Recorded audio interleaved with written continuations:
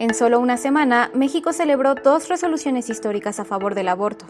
Primero, la Suprema Corte de Justicia de la Nación declaró inconstitucional criminalizar a una mujer o a una persona gestante por interrumpir su embarazo. Y más tarde, decretó lo mismo con las legislaciones locales que reconocen el derecho a la vida desde la concepción. Si bien estas 2 decisiones solo hacían referencia a los estados de Coahuila y Sinaloa, ambas sientan un importante precedente para que puedan ser aplicadas en el resto de los estados del país. Ahora la discusión se centra en un tema que ha atorado a las y los ministros. Se trata de la objeción de conciencia. ¿Qué es la objeción de conciencia? Es el derecho que tiene el personal médico y de enfermería de negarse a realizar algún procedimiento si considera que es contrario a sus convicciones personales y por motivos éticos, morales o religiosos. Este argumento es válido siempre y cuando los casos a tratar no impliquen una urgencia médica o que la vida del paciente esté en riesgo. La objeción de conciencia no está enfocada en los derechos reproductivos y el aborto, sino que es general para cualquier procedimiento médico. ¿Qué es lo que se está discutiendo en México? En 2018, el Senado agregó la objeción de conciencia al artículo 10 bis de la Ley General de Salud. Sin embargo, la Comisión Nacional de los Derechos Humanos presentó una acción de inconstitucionalidad, después de considerar que esta medida era violatoria del derecho a la salud, a la seguridad jurídica y a las libertades sexuales y reproductivas, así como del derecho a decidir cuántos hijos tener. En días recientes, la Corte inició el análisis de la objeción de conciencia frente al derecho a la protección de la salud. Por mayoría de 8 votos, los ministros reconocieron como constitucional el derecho a ser un objetor de conciencia, pero con ciertas limitantes.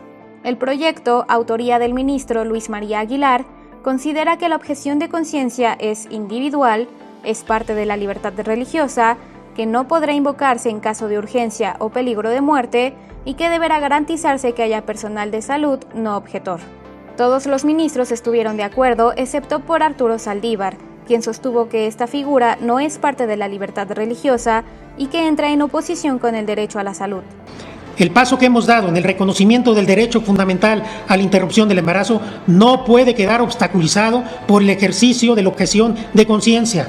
No podemos dejar la puerta abierta para que ésta se convierta en un nuevo obstáculo que pueda anular sus derechos. Al respecto se ha pronunciado el Colegio de Bioética, que ha exhortado a la Suprema Corte a modificar este proyecto, argumentando que la objeción de conciencia no es un derecho absoluto.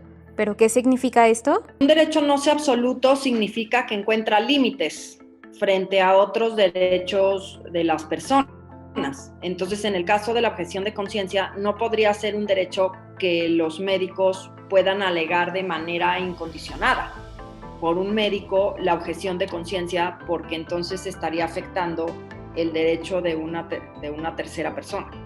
Y es que si bien la libertad de conciencia debe ser respetada, este derecho no puede restringir otros que ya están reconocidos en la Constitución, como es el acceso a la salud y a la no discriminación, por lo que no debe ser utilizado por hospitales completos, por ejemplo, para negarse a brindar atención sanitaria. Asociaciones civiles como el Colegio de Bioética consideran que debe ser responsabilidad de los objetores de conciencia remitir al paciente con personal médico que no sea objetor. Por ello, las instituciones de salud deben contar con médicos que estén dispuestos a realizar abortos u otro procedimiento que esté garantizado por ley.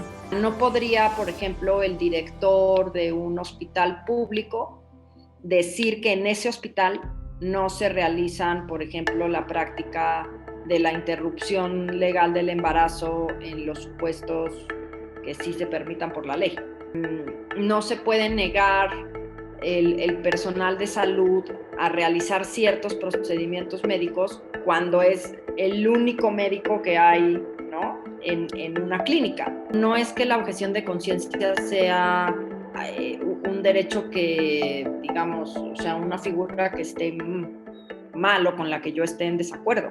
O sea, yo creo que debe de ser un derecho fundamental de las personas, como actualmente lo es, pero necesita estar bien regulado. La discusión en la Corte ha despertado el rechazo de algunos trabajadores sanitarios, quienes aseguran que se está obligando al personal médico a practicar abortos. Con pañuelos celestes mostraron su inconformidad con el fallo constitucional que advierte que su derecho a objetar tiene límites. Incluso la Facultad de Medicina de la Universidad Autónoma de México se pronunció a favor de la libertad de pensamiento, conciencia y religión de los profesionales de la salud. Por otro lado, organizaciones de derechos humanos y reproductivos advierten que la objeción de conciencia puede utilizarse como un pretexto para no atender a las mujeres y personas gestantes que desean interrumpir su embarazo.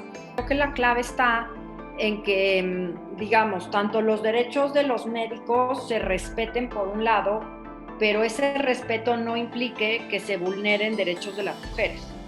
Y ahí es donde el Estado tendría como que garantizar que en las instituciones públicas de salud, en las clínicas donde se realicen interrupciones legales del embarazo, haya médicos que no sean objetores de conciencia. O sea, en otras palabras, que haya médicos a favor del derecho a decidir en las instituciones públicas.